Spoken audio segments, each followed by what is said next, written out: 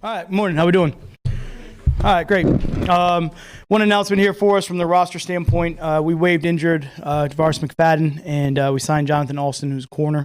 And we'll be taking Tommy Lee off NFI. He'll return to practice today. So you'll see him out there. Obviously, a lot of stuff to go through from yesterday from a film standpoint. A lot of corrections. It was good to get out there with another team and have the change up in competition, which was good. We got another big day planned here today. A little bit more of a similar kind of fashion to yesterday with the change of field positions and some different sort of drills. We get into some situational work a little bit more today, so should be a good complement out there. So what do we got? Assess the team's performance yesterday. For us, it's it's day to day. We're just trying to get better, so none of that really changes for us. I think there was some good competitive plays out there on the field, and then there was plays that we got to do a better job of, coaching and teaching and competing better at a higher level. So, again, you step out on the field with another team, it's always a little bit different. You're trying to get a feel for them. There's not a big scouting report from that standpoint. You're not watching game film from previous games during that season to really see who they are now. So a lot of it you're trying to analyze on the field and do the best you can with it in live time. So for us, hopefully we can do a better job today and improve from yesterday, but it was definitely good competition all the way across the board. So Matt, what are you looking for on Thursday in the game? The games, I think for us, again, it's a great opportunity for us to just get ready to go for the season. We take the preseason games and none of us have played a football game in a long time, so there's a lot of things from an operational standpoint, getting ready for the game, even the pregame routine, how we handle the day. How we prepare to get ready for kickoff mentally and physically. It's both parts of the game. So, that's a big step for us. We need to work into that as we go through the preseason. We have obviously 4 games to do that and get ready for it from that standpoint. And then, when we're out in the field, we want to make sure we're just executing at a high level. It'll be something for us that it's going to be about communication, execution, and just good, sound, fundamental football, nothing more than that. You guys take him along at maybe a little different pace because tight end is such a difficult position to make that adjustment? Sure.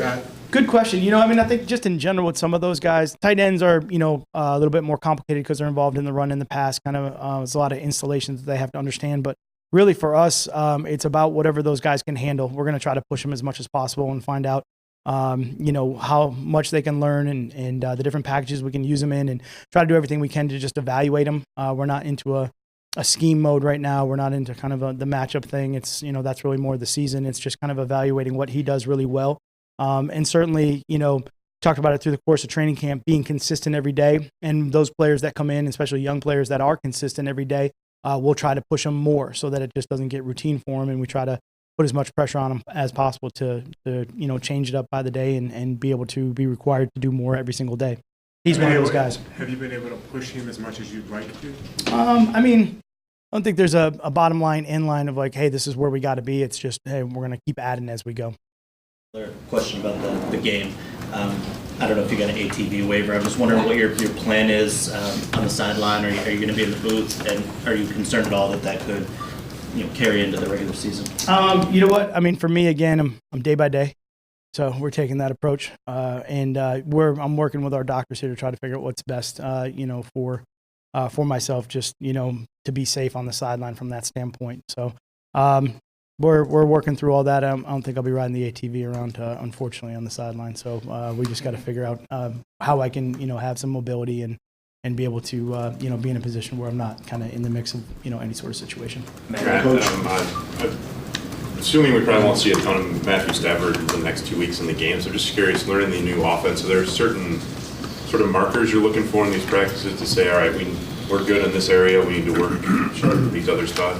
Again, I think it's all about individual performance right now and just individual evaluation. Certainly there's, some team chemistry that you can work on in both in the individual and team setting, especially for the quarterback position, dealing with the different skill positions out there on the field, timing of throws, timing of routes.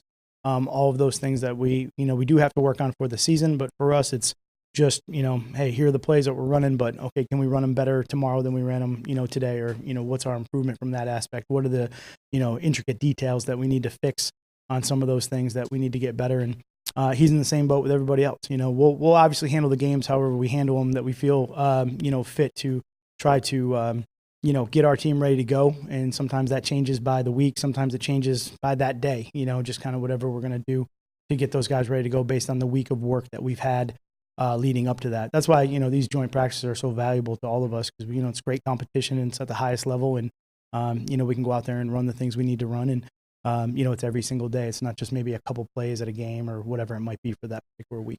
Obviously, Go ahead. Yep. obviously he's not coaching you, but what's it like for you to see Gerard Mayo out there working on the coaching staff? Sure. Obviously I have a long, great history with Gerard. He's like a son to me. So I'm just excited for him and his family. I know he's working really hard. He's extremely smart. He was a great player when I had him, and I know he's going to be a great coach. And, for me, I'm just excited for him, Are you surprised at all that he transitioned into that role? Yeah, I'm not really surprised from that standpoint. Obviously he's going to make whatever decisions he needs, for his family. But as far as when he was a player, he was that cerebral type of guy that we always had those conversations about game planning and what are the calls in these situations? What would we do? How do you want to handle this? What do we do in those to take guys away? And he's just kind of right there every single step of the way. So I know, he kept a lot of notes. He would write down a lot of information. He loves the game. So I'm happy for him. Matt Nick Vauden talked yesterday about using the time off last year as a red shirt year. Where have you seen him get better? With the injury, just having some time off, maybe mentally to digest the game, and specifically his skill set as a pass catcher.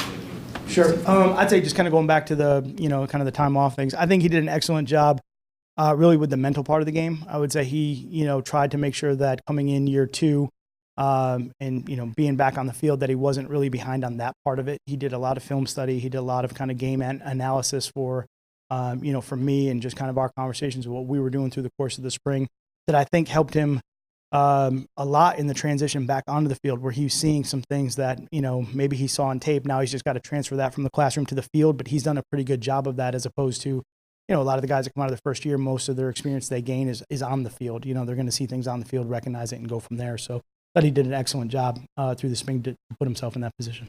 Pass catching, just for your thoughts on him as a pass catcher. I think he's done a good job in some of the protections and some of the pass catching routes that we've asked him to do. And again, he's like everybody else out there. They just got to make sure they produce when they have the opportunity to do that. Mike, just another quarterback question. What do you look for in a backup, sort of like filling that role, even the temperament of handling that position? Sure. And maybe Tom Savage, what is? Sure. In general, with the backup quarterback position, I think that's an interesting one. It's usually a guy that's really got to understand from a cerebral standpoint of what the game plan is going to be, what he has to do to prepare. A guy that may not get a lot of reps during the course of the week, so the mental reps are going to be critical for him. Someone that's just going to attack the week, though, as if he is playing, because, again, you never know from those situations. And, that's an important job. It's, when you step out on the field, you have to be ready to go. You have to be ready to lead the offense and understand everything that's going on. And really even through the course of the game, where you may not, be out there obviously to start, but things that happen in the game, the adjustments, the checks that may have happened early. If you, have that opportunity to go out there, you have to be prepared like you had already played the first, quarter, 2 quarters, whatever it is of the game, and go execute. So, I think those guys, though, right now for us, we're far away from the game mode standpoint. We're just in the evaluation mode.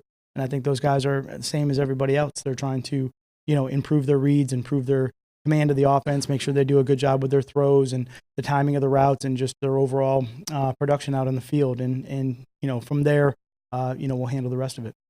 Can you describe your relationship with Daryl? And I know you guys have a little history together. Yep. And I would say the trust that you have at this stage in what he's doing. Yeah. Great question. I mean, I think for me, it was kind of interesting. I didn't really know him very well until we went through the interview process. I knew some of my friends that had coached with him, and I knew, people that had worked with him that reached out to me and kind of talked to me about him. So when we got together and had a chance to catch up, it was just one of those things where really liked his energy. I liked his philosophy. I liked, the way that we could talk football and have kind of a, philosophical conversation back and forth as far as what we want to do here in Detroit and what we want to be about and how we want to try to, be successful out on the field. And I think he was right in line with all of that.